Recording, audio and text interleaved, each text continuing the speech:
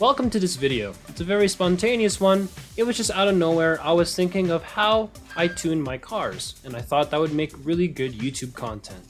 This is particularly the kind of steps that I take to tune the cars to my liking, for my driving style, and how I would like the car to react depending on, of course, the situations and blah blah blah. For this specific stage, most cars, of course, are tuned to their stages or to their rallies. And for this car, I couldn't, in the championship that I was in, sadly, I actually used up most of the shakedowns from the past two videos I tried to make. So, pardon me on that. Imagine this car is fully not upgraded, and I totally cannot access the advanced setup. What can I do? We're gonna go straight into a shakedown. You initially want to use the default tune, which of course I have also saved as an actual tune. This gives you a benchmark of what the car is like right out of the box once you buy the car. I do two runs. One is when I'm going 80% flat out, or 80%, 8/10 of my potential. And then the second run is when I go just below 60 or 50%. The reason why you want to do two runs is one, so you can see how much the car can take with this tune, and of course with your driving style. The second is supposed to be you tampering with your driving style to suit the car. And of course that's actually a bad thing. You shouldn't be driving the car the way the car wants you to drive. You should be driving the car the way you want the car to drive. 5. So what I'm looking 4, for, 3. I'm actually not going to 2, start the race yet. 1. I'm Go. going to stall her for a bit. I didn't stall her. Okay. There you go. I finally stalled the car. Just so we can just be blank here for a little bit. I'm also going to pause it. What you should be looking for is the responsiveness of the car to your steering input, how the car responds to bumps, jumps, and ditches and all that kind of other stuff that are on the road. Also to see the tendency to understeer, oversteer under heavy throttle or heavy braking. Not only that, you should also see or visualize, if you can't feel it with a motion rig, where the weight transfer, like how fast the weight is transferred, or like how well it transfers the weight under braking, steering, and acceleration. You should also be paying attention to the gears that you're in, and also what the car can handle in what gear on certain corners.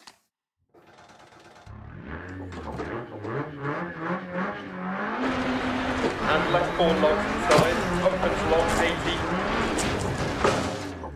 All right. Right front feels. We're going to repair the puncture, and we're also going to recover the car. And repair the puncture. And I think that should be good. Make the use of these runs, because you only have 10 of them. So I'm actually not going to restart. I'm just going to keep going. Caution, braking crest, hairpin right. 80. Crest and left 6, keep in through gate 100. Crest into left 5, keep in. Right 3, gate. 80.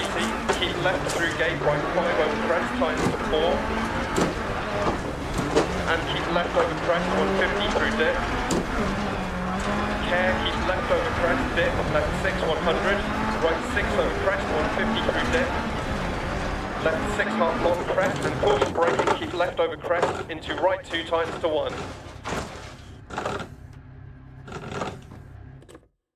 Recover the vehicle.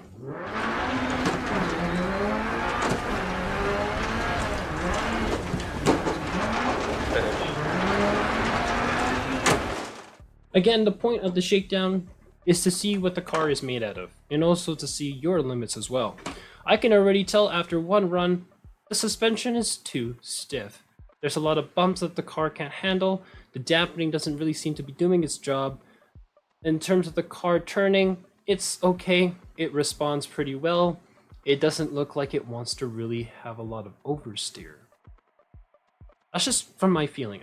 Maybe visually it actually looked really different from what I'm saying, but that's just what it felt like. It wasn't really understeering, it just didn't want to oversteer. In terms of the weight, during that one time that the second hairpin that I did, it felt as though that it was accepting my brake input to want to have it to turn in and go around, I did have to use the handbrake a little bit. I tended to not want to.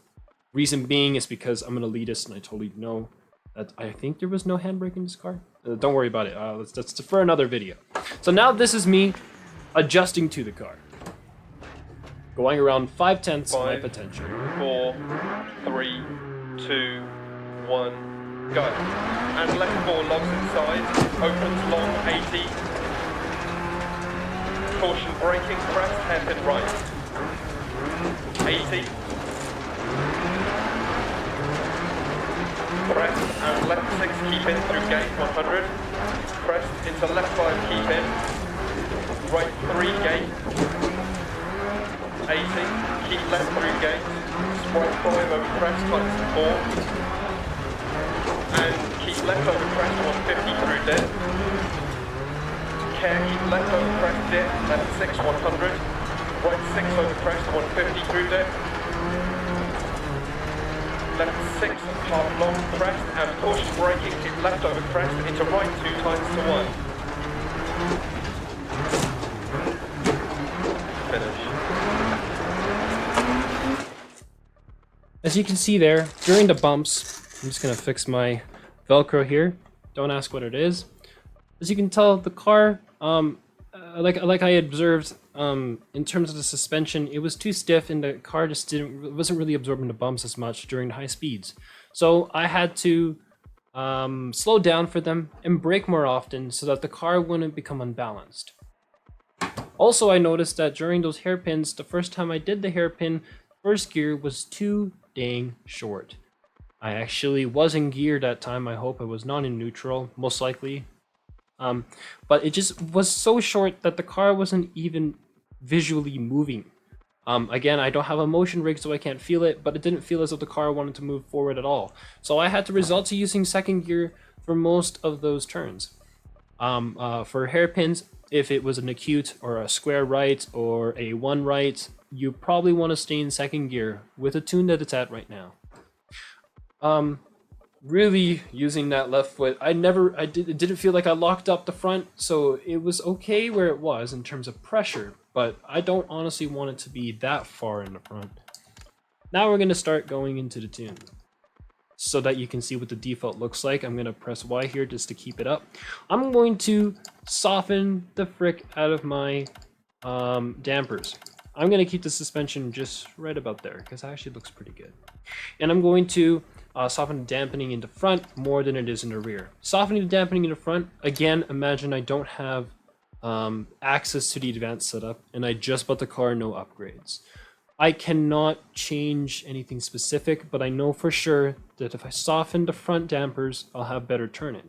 The weight transfer for each wheel it will allow for the weight transfer for each wheel as I'm turning. In terms of the dampening in the rear, I want it to be a bit more stiff, so that there's not a lot of weight transfer in the rear, so it will tend to give it more oversteer. But of course, it's gonna be subsided by the suspension, depending on how you set it up. I think the gear should be just a bit more shorter. The reason why I want it more shorter is because we're in Wales.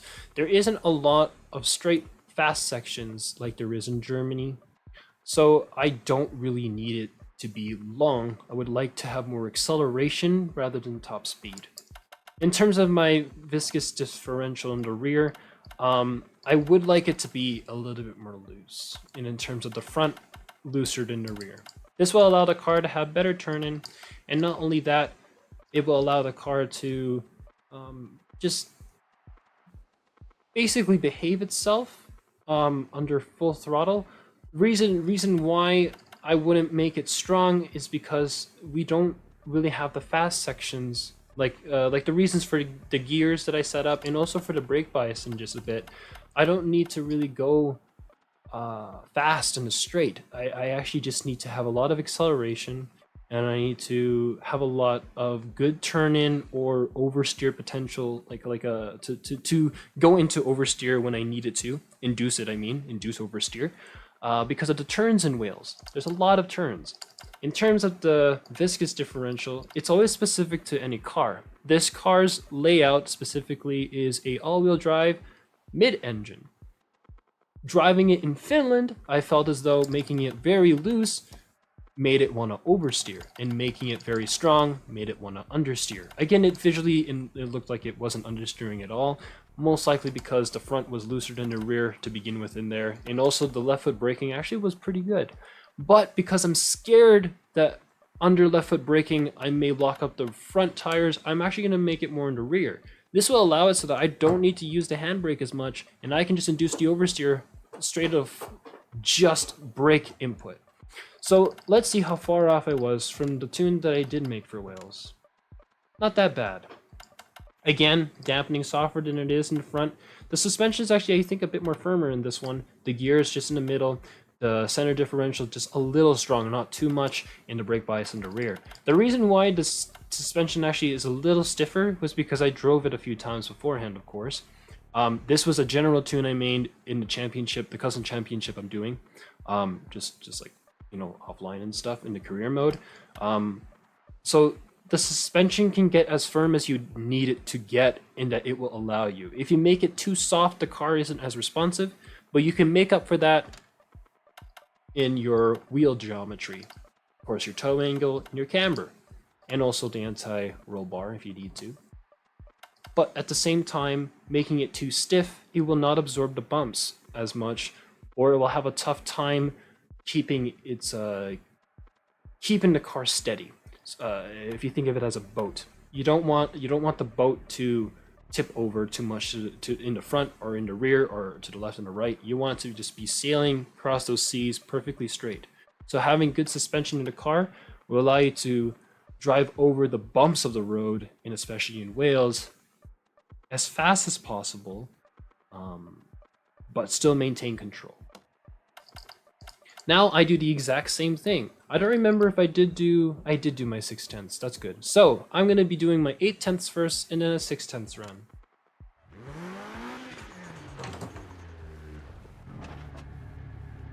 Five, four, three, two, one, go.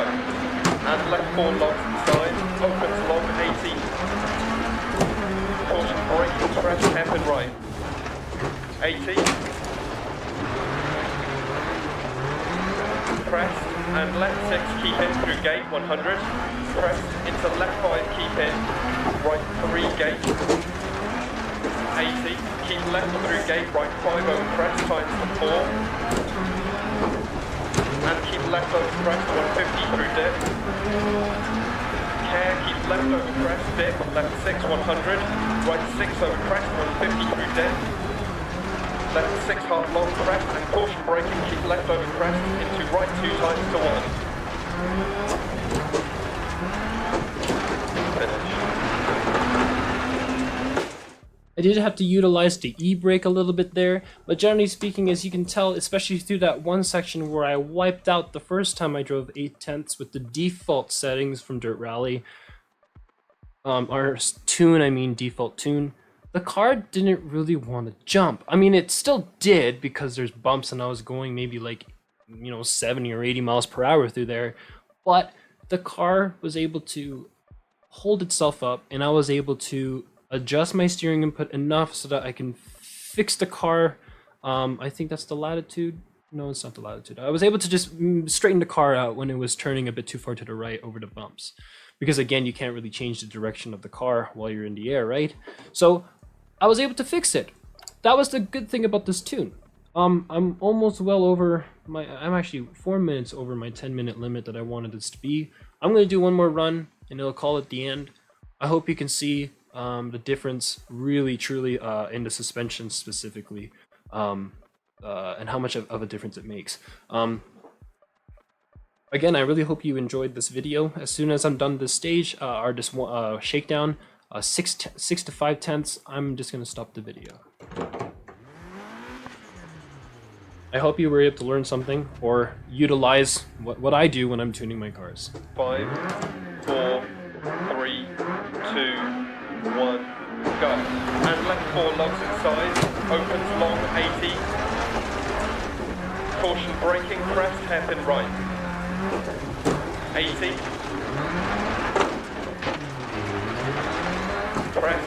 left 6, keep in through gate 100. Crest into left 5, keep in. Right 3, gate 80. Keep left through gate. Right 5 over crest times 4. And keep left over crest 150 through dip. Care, keep left over crest dip, left 6 100. Right 6 over crest 150 through dip. Left 6 half long crest and caution braking, keep left over crest into right 2 times to 1. Finish.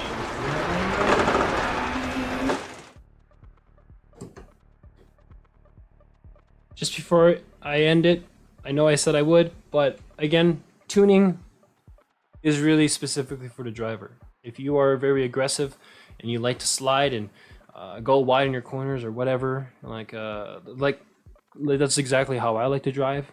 I don't drive a line, I drive the road. The only times I drive a line is when I'm trying to go be competitive in the time, of course, on the leaderboards.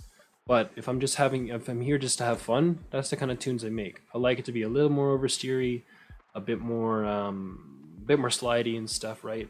But of course, make the tune for my liking so that it limits me, so that I know for sure I can't go flat out all the time, but I can flat out when I want to. Of course, if you're more conservative, you may want it to be more meant for you to drive that driving line that you make in your mind or that you can see on the road. So always keep that in mind. Whatever you tune it to be is up to you. Whatever you take from this video, I don't care. Take what you gotta take. Hope you enjoyed it. Stay awesome. Have fun. Don't die, guys.